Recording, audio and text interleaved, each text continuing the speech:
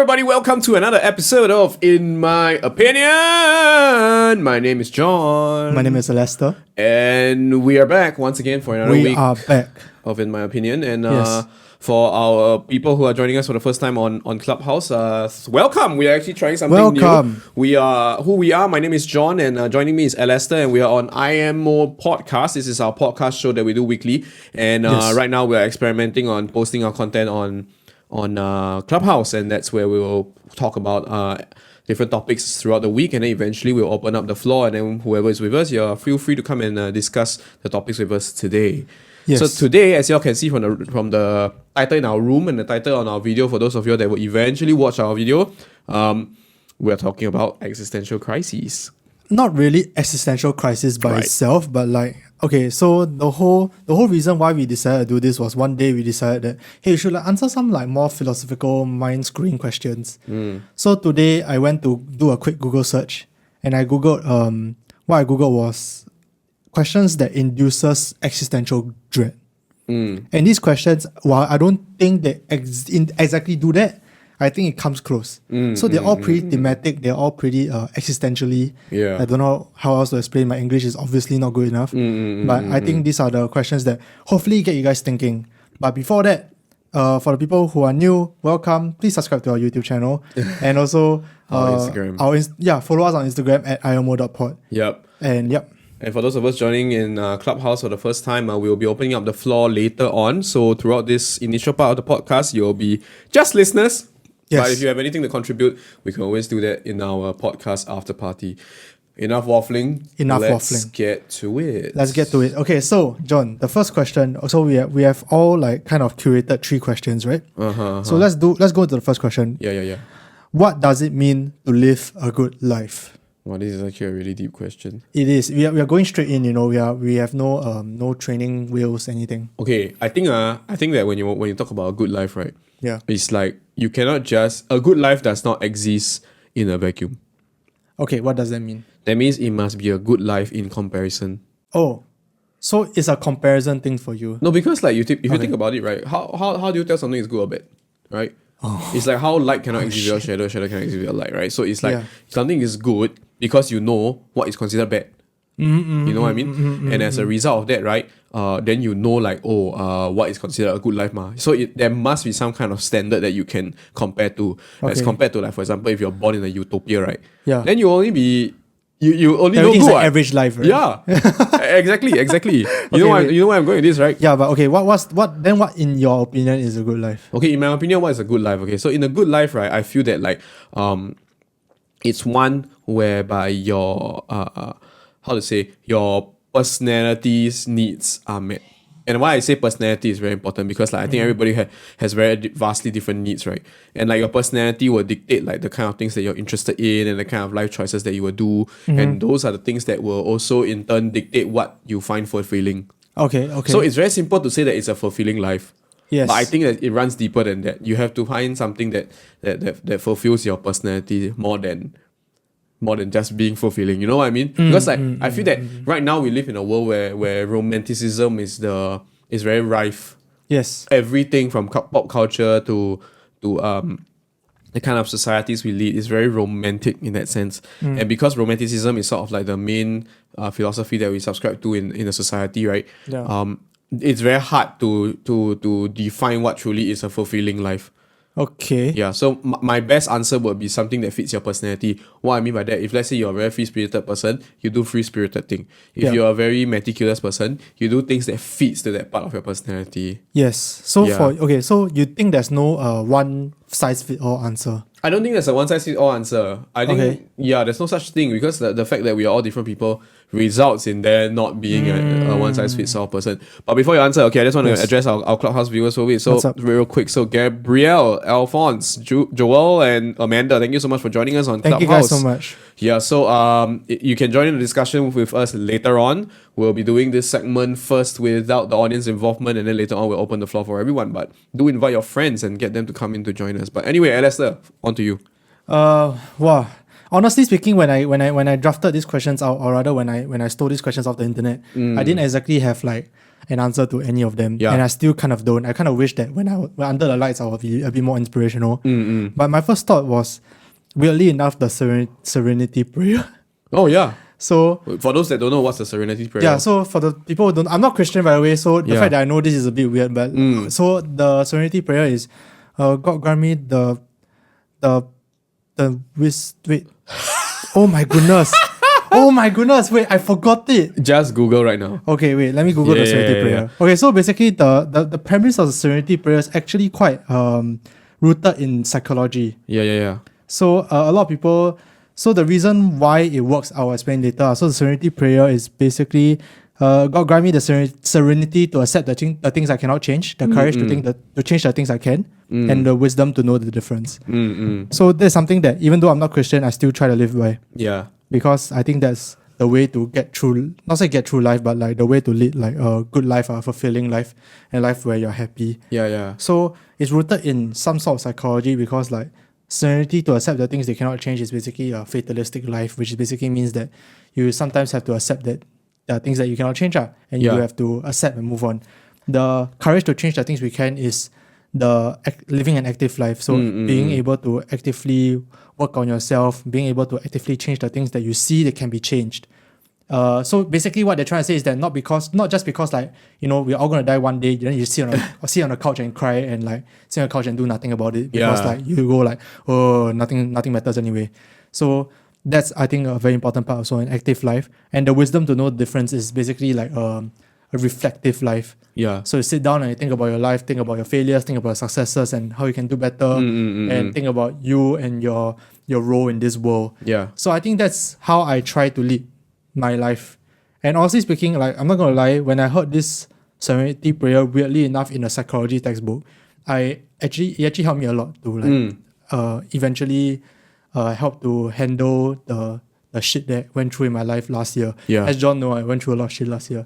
So this prayer really helped me. So I think even if you're not Christian, I think this is a good gauge, I feel, of a good life. I think the Serenity Prayer is very useful because it reminds you to have some form of internal mindfulness and acceptance, which I think is very tough, because like when you don't know what you need to be mindful for and don't know what you need to be accepting of, right? Yeah. Then you will lead a very I wouldn't say immediately miserable life, but a very directionless and targetless life. Yes. Because you don't know where to channel your energies to. Yeah. And I think like a lot of people feel like this kind of existential questions, especially when you think about it, a lot of people feel like, oh, we're all gonna die one day, right? Like we all, in the grand scheme of things, don't matter. And honestly, that's the truth. Like, let's be honest, the fact that we're doing this podcast right now, in like the grand scheme of things, no one gives a shit, and it doesn't really matter. But like, I recently watched this TikTok of this guy who like basically someone told him like, he likes to go on like existential rambles and philosophical rambles. Then someone said, oh, it's not that deep.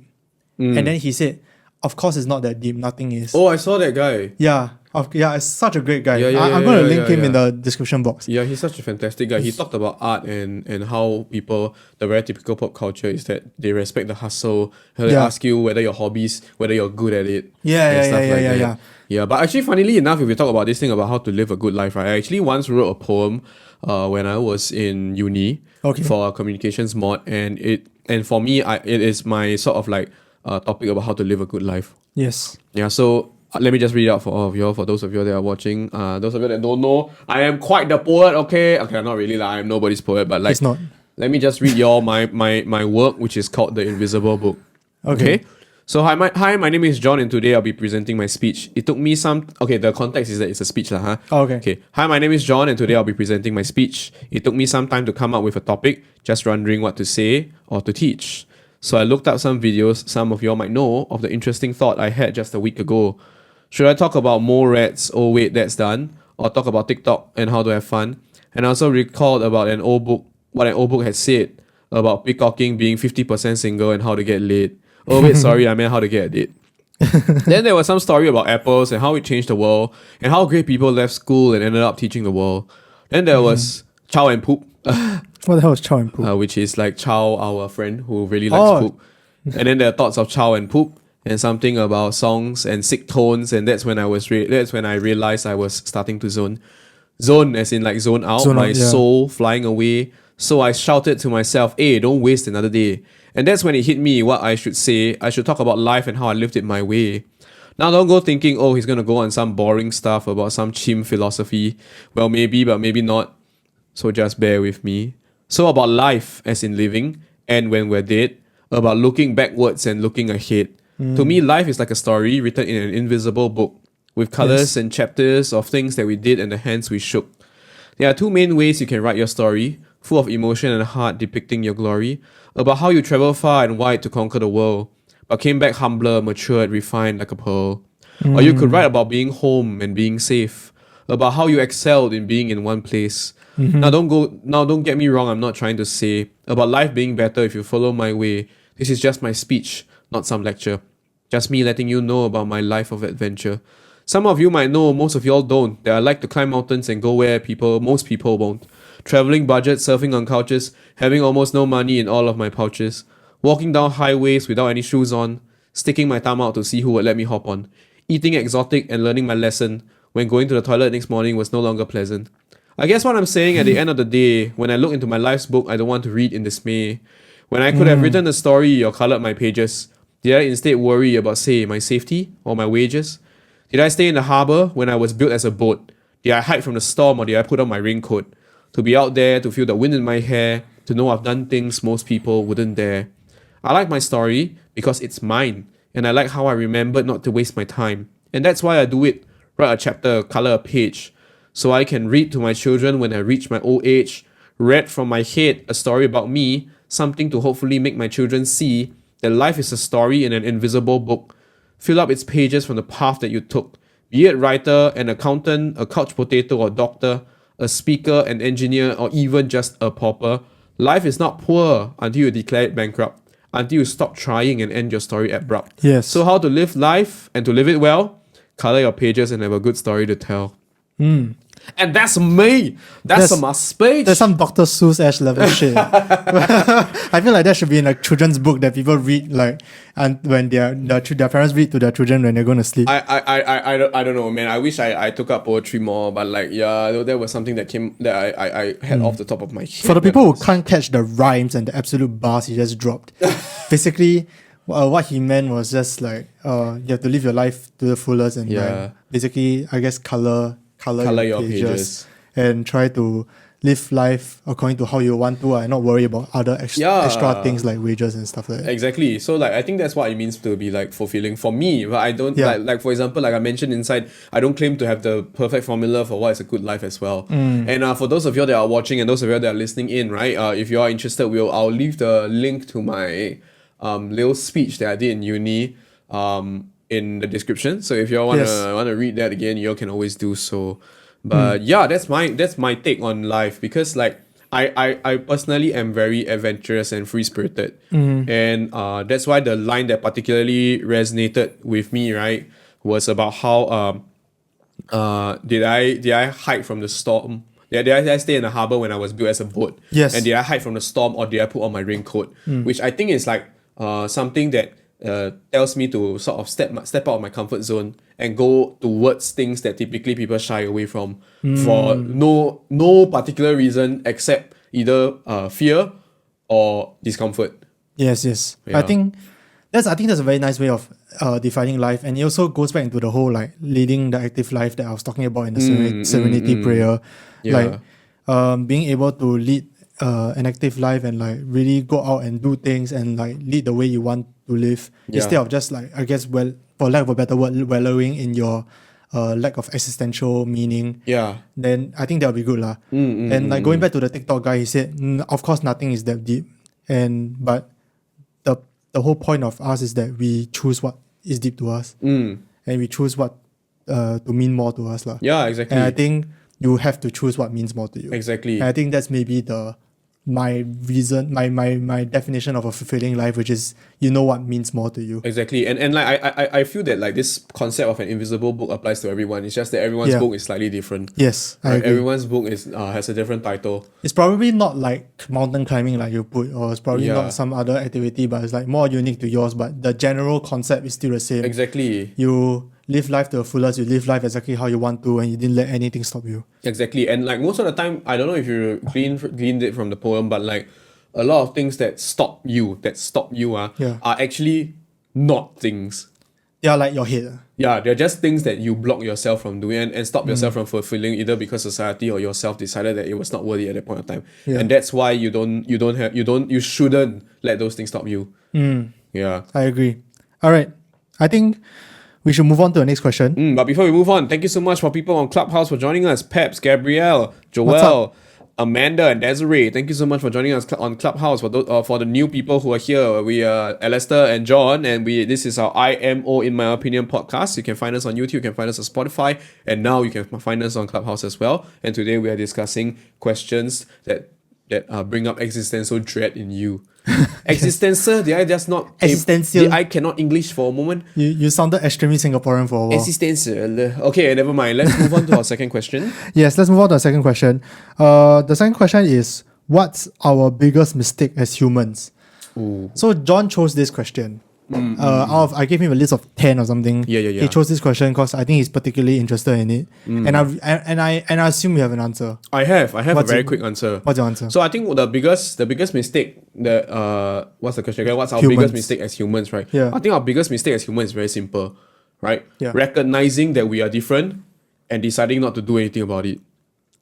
Or deciding to do the wrong thing about it. Okay. So discrimination essentially. Not so much in terms of not so much of discrimination, but rather like drawing us and them.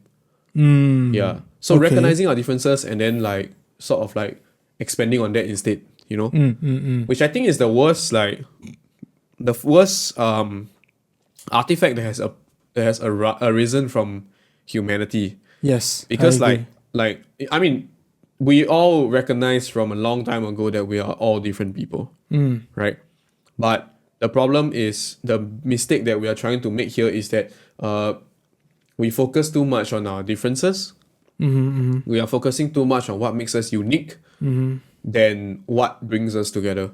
Okay. So what do you think? Where do you think went wrong?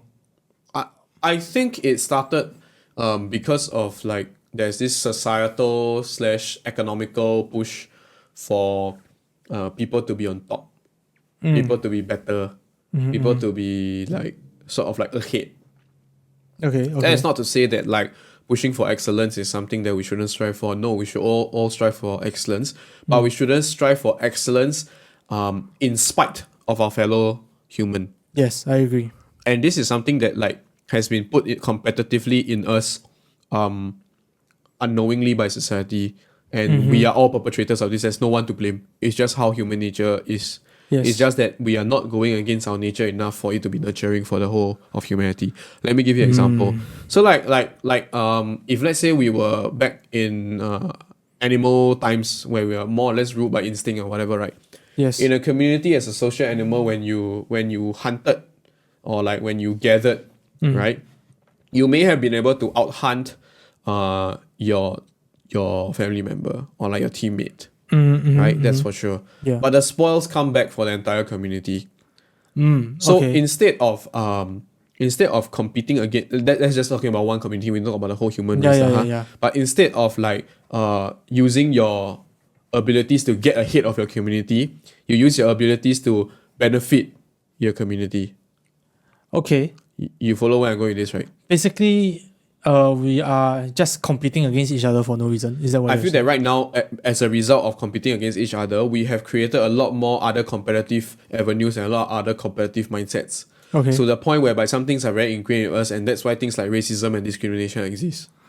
Okay. Yeah. That's rough. Because in my opinion, this is where I don't see where we went wrong. Yeah. I think it's something that's bad, but I don't know what went wrong. Yeah. I can't pinpoint like one person that went like oh, this guy is the reason The common racism ancestor, exists. right? Yeah. No, I wouldn't say that there's one person like that, but it's just that we did not move away from our more primitive urges. Instead, we built upon that. Okay. And our okay, humanity as such has suffered. yes. And I feel that like this is like a very clear example, because if, let's say, can you imagine if all 7 billion of us in the world were united in cause to build or to advance humanity as I don't know, science spacefaring civilization? We have done it ages ago, right? Yes. But clearly we can't do that, and we don't do that. We can't even decide who is a better leader. We can't even decide which country is better. We can't even decide which country is behaving better. We can't even decide which country, for the lack of a better word, to exploit for our own riches. And this is the biggest problem, you see. This is a very I want to say it's like a very primitive sort of like social dynamic, where your village, if you win another village, right, you will come out on top. Yes. Except the village now is the size of countries. I get what I mean. The weird thing is that, right, I've been trying to think of like what exactly we made as a mistake. Yeah. But like I don't know whether it's because like my history teacher did a fantastic job or something. But I always think that like we wouldn't be here / we wouldn't have gotten as far as we did without making those mistakes. And I don't know whether it's so the reason why I'm struggling a little bit, because when you hear the word biggest mistake, right? Yeah. You automatically assume that there's a wish to rectify it, or there's a wish to reverse it if you go back in time. But I don't know, man. Like, is there anything you wish to reverse? And if it reverse, is it really gonna be good for us? You see, that's the thing. I don't really have an answer to that.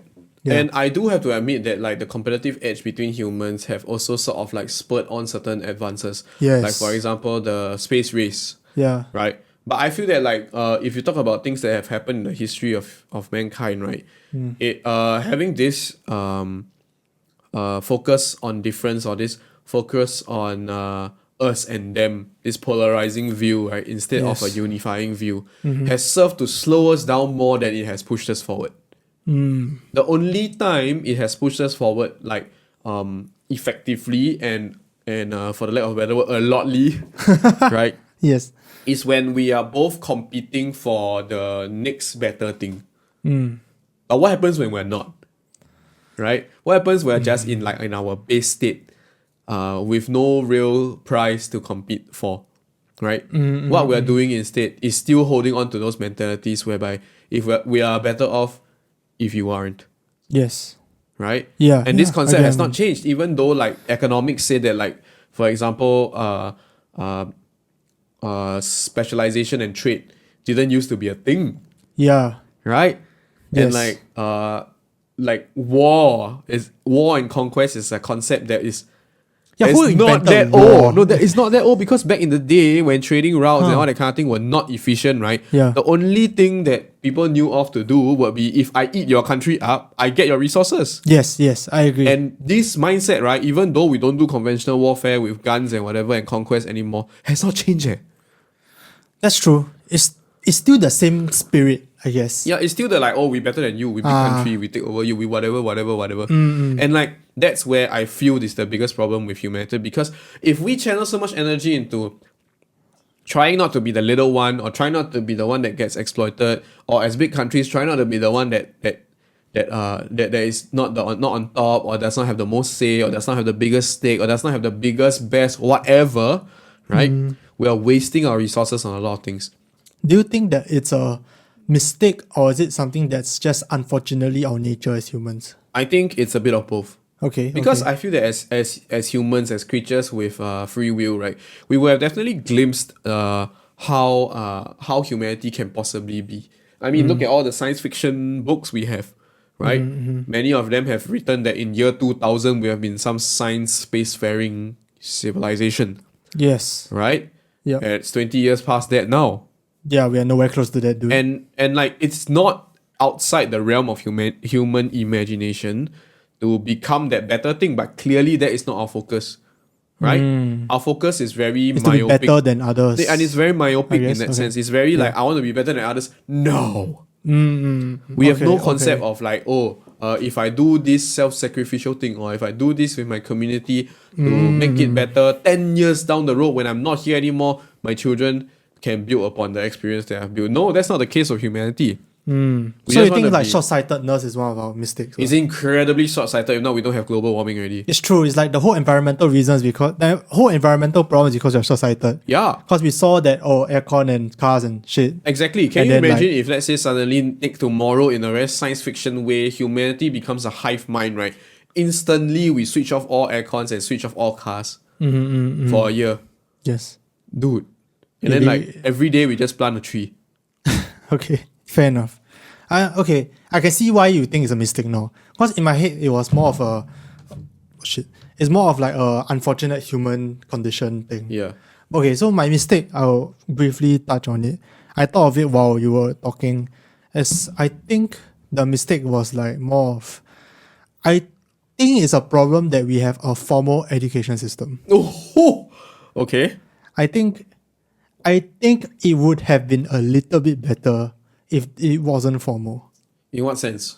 So everyone just tuition. No, as in like, like how in the past, like if you want to be a worksmith, you go and like work under a fucking like worksmith. Oh. That kind of thing. If you want to be a doctor, you go work under a doctor for like 20 years. That kind of thing. okay. Versus a formalized education system where everyone has to go through 18 years of the same education, essentially. Right. Or 16 years of the same education.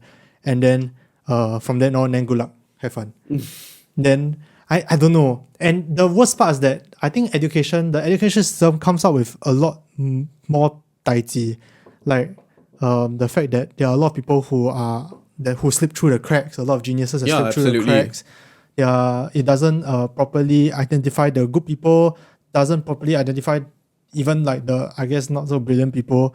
It's generally standardized testing is not we all come to know that it's not the best method of measuring success or intelligence or anything. Yeah, for sure. And then there's also a problem. I don't think it's a problem in Singapore, but problem maybe overseas where because the government is in charge of the education system, they can pump out propaganda, they can pump out a lot of other things. Yeah, this is something that I think we observe in, for example, Chinese Gaokao. Yeah, exactly. So I don't know. I feel like it might have been better if we didn't have a formal education system. Then what would be the replacement? Just apprenticeships. Yeah. So everyone becomes like, it becomes like a RPG class system. Yeah. That's a good, it's like Maple Story. Yeah. And like level 10, you decide whether you want to be an assassin or something. Then you Oh my god. and then you go and That's so Be novel, an but I assassin. think it's pretty cool. yeah, and I don't know. Maybe okay. The good thing Then how about will you education then? system, I just realized I can play the devil's advocate here. Yeah. Then how will you then prevent people from choosing one particular class only? Why if suddenly warrior becomes the most popular class and then assassin no one want to be? Oh, but isn't that a natural economy? Let's say if one person can only handle one apprentice, then he will just pick up the best apprentice, I'm assuming. Then what happens to the people who just apprentice? They become super beginner. Wow, this is tough, man. This is tough. But wait, before we go more into the details, I think we should take a camera break. Yeah, okay, we'll take a camera break because our camera's got recording limits Yes. of 30 minutes. For those of you that are joining us on Clubhouse, thank What's you so up? much for staying. Gabrielle, Joelle, Amanda, Brianna, and Dylan, thank you so much for joining us. Thank you. We will be right back. Just stay here, on Clubhouse people, and then we're just saying we'll be right back for our camera people. Yeah. BRB.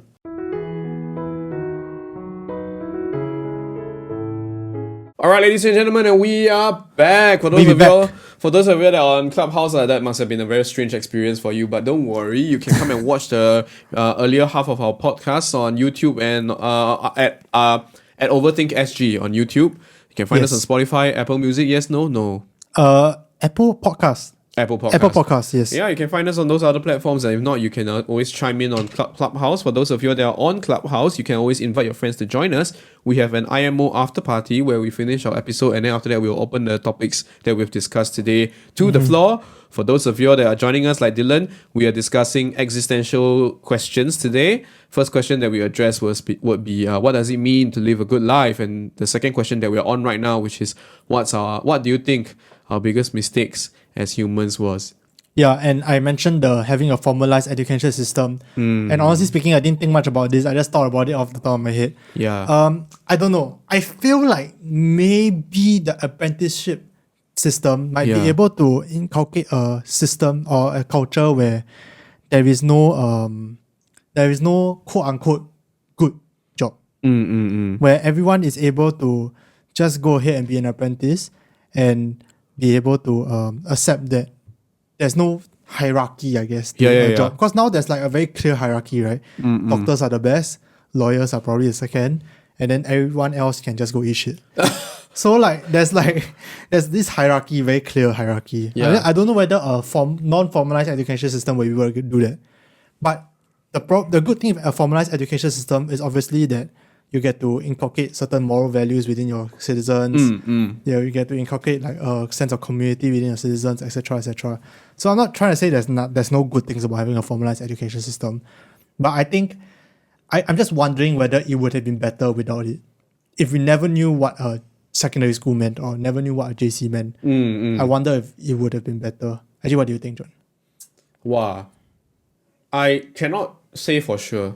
Because like what I mentioned already, one of the issues that I brought up would be like potentially it could lead to like, a lot of people want to be warrior, then nobody want to be assassin, then how, right? Yeah, fair enough.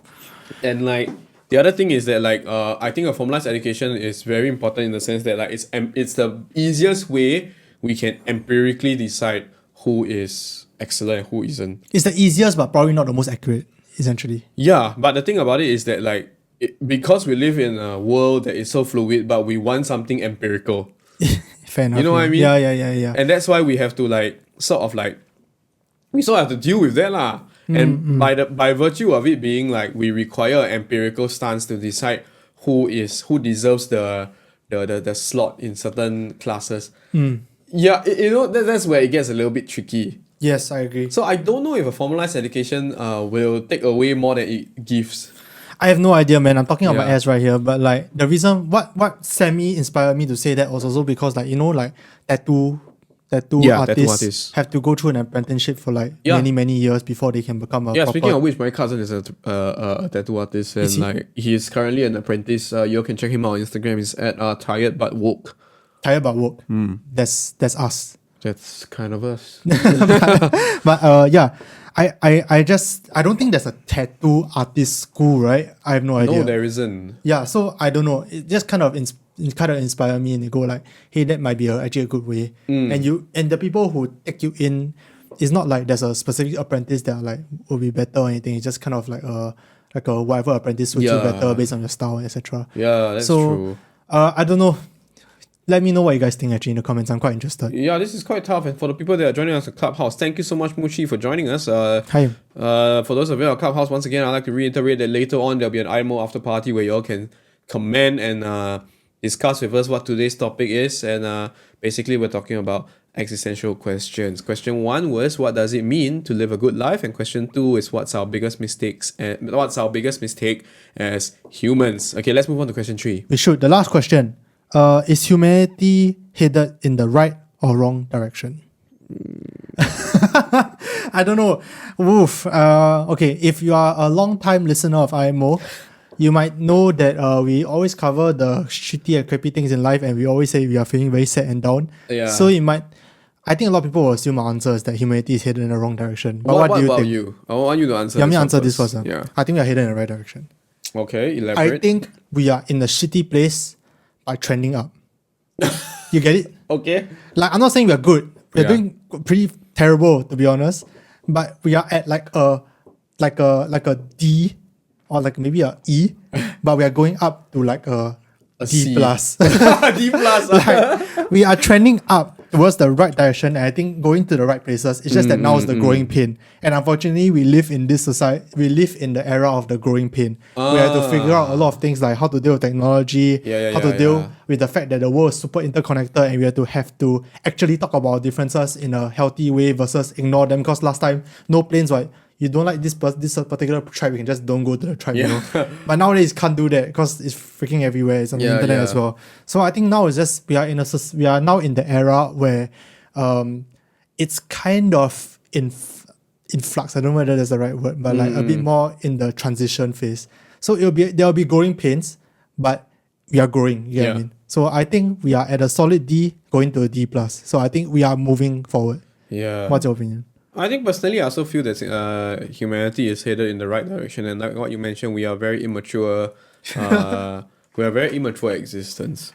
Humanity and the planet Earth in itself is but a blip in the cosmic calendar of things. If you really think about it, in fact, humanity is such a blip that we cannot even like fathom how long and how old the universe is already. Yeah, we have no idea, which doesn't it bug you? No, you think about it. No, you don't even need to think that far. Like for example, we cannot grasp the concept of a billion years, right? We cannot grasp the concept that like Stegosaurus and Tyrannosaurus never saw each other alive before.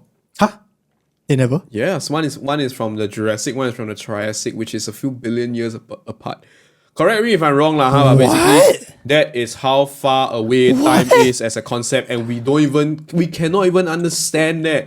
But before we go on, thank you so much, ST, for joining us on Clubhouse. We'll be opening up the floor later, so keep your fingers in check. But we'll be talking about that later. So yes, we cannot even grasp how long ago that was. Doesn't that bother you? So then, do you know that if I remember correctly, if my natural history is correct, humans, humans are more like are closer to have seen a Tyrannosaurus alive than a Stegosaurus would have seen a Tyrannosaurus alive. What? And that is the concept that is so huge that we cannot grasp, and that's how infantile the human race is. I think about it, we're all trying to work towards like what we call a spacefaring situation, which is a type 1 civilization, where we can harness the energy of our star. And that is something that we cannot even do yet. Yeah. And like that's how infantile we have basically discovered wireless infinite worldwide communication, and we still don't even know how to do it. Yeah. And I think these are all tools that are in the hands of babies. Yes. These are all powerful tools in the hands of babies. The only difference is like what you say, we're in the growing pains kind of age. We need to overcome this. If we do not overcome this and grow up beyond this, then we are doomed. We'd be pretty screwed, to be honest. but like, I think we're headed in the right direction, because as we proceed, even though we're fumbling along, we definitely are proceeding and equipping ourselves with tools to go on to the next stage. Which I think is not something that we should discount. I agree. And I think that's one of the ways I won't say comfort myself, but like I think every time I think of, let's say, like mental health awareness, right? Yeah. Then I'll think like, man, mental health awareness has not been going anywhere for the last like 3 years, maybe. Yeah. Then I'll think to myself, wait, mental health has been here as a concept. Mental health as a concept has been here for like what, max 200 years. Yeah. And humans have existed, if you are a Christian, for 2020 years, right? Maybe a bit more than that. But like humans have been in existence. This arguable, but like anthropologists would say we have to add 10,000 to whatever your calendar is. So humans have been around for about 12,020 years. Exactly. So if you think about it, 200 years, right, versus like 12,000 years, right, is like ridiculously low, right? To the point where I'm like, okay, wait, do we really need to rush this? No, we don't. Are we being too like, I guess, impatient with what we expect? I don't know. I don't know, man. I think it's a growing pain, lah. I mean, let us know what you think in the comments below, because you think about it, right? Are we being impatient in craving advancement? Yeah. Or should we just accept that like our individual lives are but a blip, and we should instead forward the course of humanity? I agree. But I think that, okay, so the whole reason why I brought up the 220,000 years thing is also to kind of show that, like, to bring it back to the question, is humanity headed in the right or wrong direction? Yeah. I think we cannot look at the last 5 years and go like, man, we're not getting anywhere. Because whether or not we like it, humanity's I guess how good we do and like whether we are headed in the right direction doesn't depend in that 5 years. Yeah, absolutely. That trend depends on the last 300 years, 400 years, 500 years, maybe 12,000 years. And we can't even grasp the concept of 12,000 years. Don't talk about a billion years. The universe is 7 point something billion years if I can remember correctly. You cannot test me now, it's quite late. But basically, if you think about it, if we cannot even grasp the concept of 1,000 years, how are we gonna grasp the concept of moving forward another billion years? Yeah. Advancing humanity for 1,000,000,000 years. You know how big is 1,000,000,000? Okay, I don't think people truly understand how big a billion is, and neither do I. No, like you think about it, 1,000,000,000 is 1,000,000 times of 1,000. And we can neither understand 1,000 or a million. Yeah, exactly. Because we won't ever live to that level. It's not even a life thing, man. I asked you to estimate 100 sweets. You can't do that. You can't. There's no mental picture for. You can't even estimate like what's the difference. anything. I asked you to imagine like 10 Mentos. Can, right? Yeah. Can you imagine 1,000 Mentos? Cannot. You can't even do Die that. already, yeah. How are we gonna do 1,000,000 or exactly. 1,000,000,000? Or if we talk about it, the grand scheme of life, Yes, I understand. we cannot fathom that. And this is it goes to show how premature our race, as our human race, is then, which means there's a lot of potential. Yes. But as with all things with potential, whether we realize it or we squander it is up to us. Yeah, and what comforts me also a little bit is that, especially when I study psychology and history of psychology, Yeah. we have done some pretty stupid shit in the past, and like really just nonsense things that, like, looking back, we're like, what the hell were we doing? Yeah. And the fact that we can look back and think, what the hell were we doing, right, makes me, I guess, a little bit more comforted. Because in the past, like, people who, like, they used to treat like depression with like cutting your brain. What kind of stupid shit is that? Like, even when we look at, like, anyone from the street will know that that's nonsense. Yeah. But, like, we have come that far, and we cannot take that progress as like for granted lah. So I think, while it definitely feels shitty now, it definitely will feel shitty for a while, maybe even throughout our whole lifetime. I think, as I said, we are at a D now, going up to a D plus, and I think that's good enough for me. Yeah, and like you think about it, it's like all of human advancement, how quickly we advance from freaking cutting people's brains open to right now discussing on the internet with multiple cameras and multiple platforms. Yes, it feels like a giant leap. Yeah. But in the eyes of the universe, nothing has happened. Do people even know how the internet works? I'm quite sure like half the people on No, but the thing no is, we one don't knows. need to, you see, and that's how interesting this is, because exactly. like as a human race, we have advanced so quickly, so fast. But the human race, if with all its advancements and all its people and all its crazy brain powers, all its concepts and all its existential questions, is meaningless in the eyes of the universe. Of the universe, The yes. universe does not even care.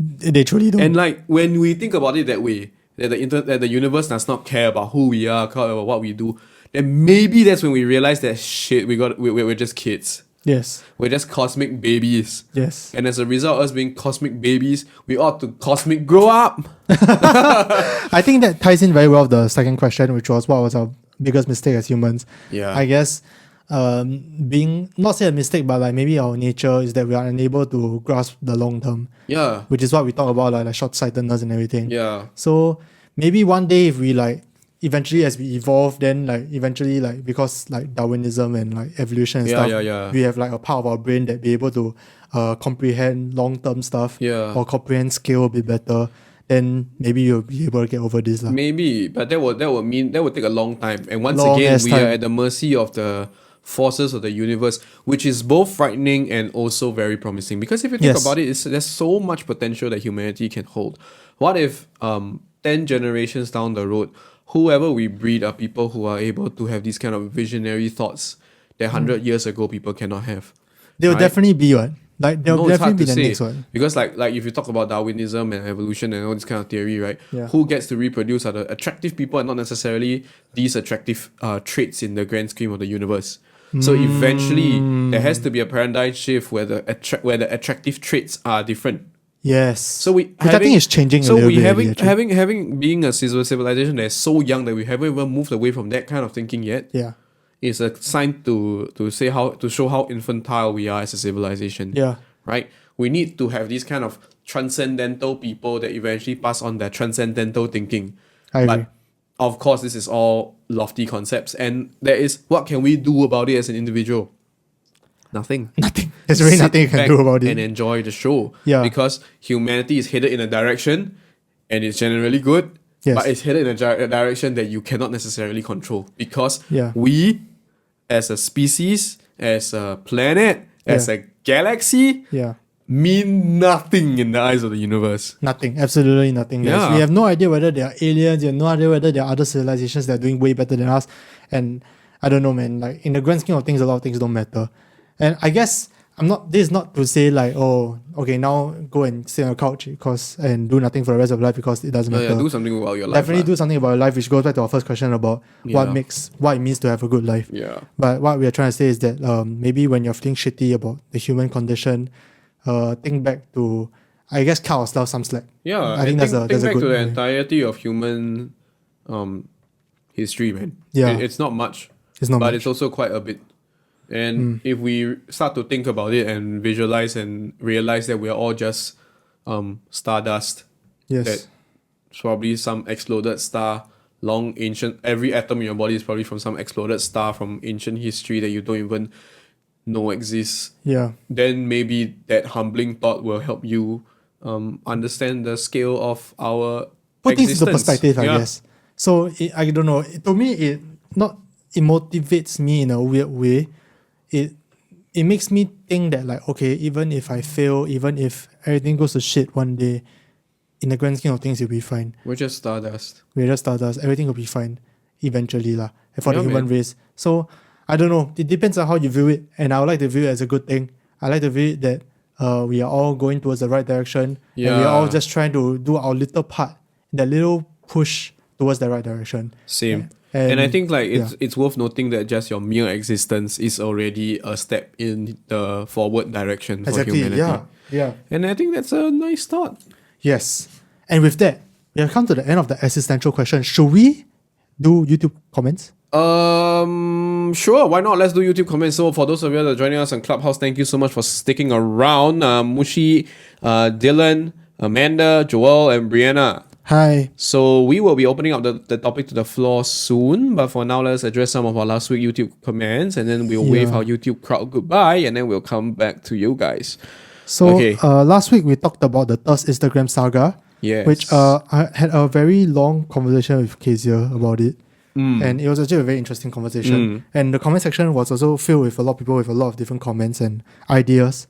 So we're going to start with Flame Angel 88, one of our long-time viewers, has been here for a very long time. I'm just going to paraphrase. Okay, so here's the thing, guys. Just TLDR it. Yeah, like this is a long ass essay. They say that I think that many people like to pretend that things like porn, lust, anything sexual don't exist when these things are very much alive in the real world. And I feel like instead of trying to cover these things up by pretending they don't exist and continue to be ignorant, society should work towards removing the social stigmas around these very legitimate thoughts and feelings, and be more open to conversations, talks acknowledging their existence.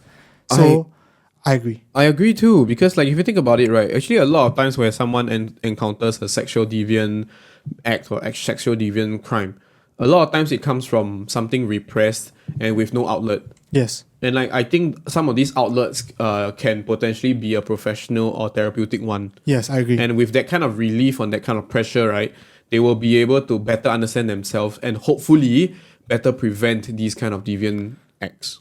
I agree. So I Yeah. think I agree that like the way is definitely not to just treat it like it doesn't exist. We have talked about this in the sex education episode. We talked about this in the tea freedom episode as well. Yeah. We believe, we are strong believers in like talking about it, because if you don't talk about it, the problem is it's still going to be there, just that you never solve it. Absolutely. So we're going to look at Kelvin Ang 93's comment. Yeah. He raised questions instead of like opinions. He said, to what extent is lust inherent, and to what extent is lust brought about by current society's culture and values? And then in the second question, he asked, in an even grander picture, to what extent are my desires, values, opinions, and essentially my whole being molded by the current societal status? Like how much of me is even by my own choice? And I like this question. I like the second question. Yeah. I think the answer is a lot less than most people think. So most people I guess attribute their values and their moral character to themselves. I am a good person, I am a moral person because I choose to be. My argument is you probably didn't choose 100%. Because the way you were brought up, you didn't choose that. The environment you're brought up in, you didn't choose that. And all Yeah. these things affect who you are. So Interesting. if you want to put it to the extreme, I know this is not his point, but if I want to put it to the extreme, I always say I cannot say with 100% confidence that if I went through what a serial murderer went through in his childhood, that I won't be a serial murderer as well. So, and I think that just puts everything in perspective. So that's why when I'm very hesitant to, I guess, cancel / berate people too much. Because it's like, yeah, they're on the wrong side of history, but is it their fault? Is it 100% their fault? Yeah. Is there even like a sliver of possibility that's because they were brought up a certain way and is that their choice? It's definitely not their choice. So I agree that it's really, I don't think it's molded by you 100%. Wow. I still think you have agency. I still think that you have a role to play in who you are. I don't think it's 100%. I think it'll be good if everyone thought about it that way. Do you have any thoughts? Well, I don't really have, but I think you covered most of the points that I'm thinking about, because I think this is something that I never really considered. It's a very inward-looking kind of thinking, and it's not something that I've done, so I can't really provide an answer right now. Okay. Timothy Tan. This is the second last comment by Timothy. Okay, Timothy wrote a very long essay. I honestly don't know how to summarize this, but basically he's Christian, and he said that there are some things I would like to say about my version of Christianity. He said that he said, to my fellow Christians, while the Bible may be objective truth, is our objective truth. It is not our right to be Bible waving in front of people's face or discriminate in other ways. And he said to the non-Christians or Christians of a different opinion, do be patient and understanding with us, that we do have our own set of beliefs and we believe we should stick to. And as much as I understand the current social context of relativism, we all have our own beliefs and it's about respecting each other as decent human beings. He also went on to, I guess, kind of defend, not say defend, but like he said, I can see where the pastor was coming from. And you can go read his exact comments. I don't want to like put words into his mouth or anything. But when I was reading his comment, I was like, yeah, I agree. I don't think we deny we can see where she's coming from like maybe a Christian point of view or a biblical point of view. We just think that, and he did acknowledge this, that it was worded very badly. Yeah. And the context in which it's done is very bad as well. Yeah, and that's why our initial conclusion has been the same. At least for me, my initial conclusion to the end has always been the same, which is the intention is good, but the delivery was super ignorant. And I think most people can at least come to that. Even if you're not Christian, even if you're Christian, most people can go like, okay, probably great intentions done in a very poor way. Exactly. So I think that's the good consensus that we can all come to and work towards a better All right, let's move on consensus. to our last question, and then we can finally have our discussion with our Clubhouse fam, which is not so big today, but that's fine. Thank you so much, friends, for sticking around with us. We'll be right back. Last comment. Last comment is from a long-time TSL fan, Kim Joshua. I honestly have no idea what the hell he said. So do you want to read this? Because I think this is a very Christian-centric comment. Jesus did rebuke the Pharisees though, but I think different church have different way of teaching or saying. As for me and my friends, we do not do it that way, like saying you do this way is wrong, that way is wrong. We're not supposed to say that to them because they will like, what the hell, you sharing the good news gospel to us but telling us this shit. Okay, I think what he's trying to say here, the main crux of it is that like, even though we're Christian, right, what he does is that basically he's saying that he does not do the Bible waving. Yeah. He does not tell people that they're wrong. Okay. And like I think in the Bible, Jesus did rebuke the Pharisees, which are like the people who, if I remember correctly, because please don't. I mean, to any of my Christian friends, if you're hearing this and I'm butchering it, I'm so sorry. But if I remember correctly, they are like the people in authority who like kind of like shun the people and like try to like put people down for whatever sins they perceive them to have done. Yes. I can't remember the exact one, so I'm so sorry to all my Christian friends because I am not the best Christian to contextualize this. But basically, I think the second half of Kim Joshua's comment I can definitely explain, right? Which is the like the don't tell people that your way is wrong. We're not supposed to say that to them because instead of making them feel shitty, they should be sharing the good news of the gospel. Yes, I agree.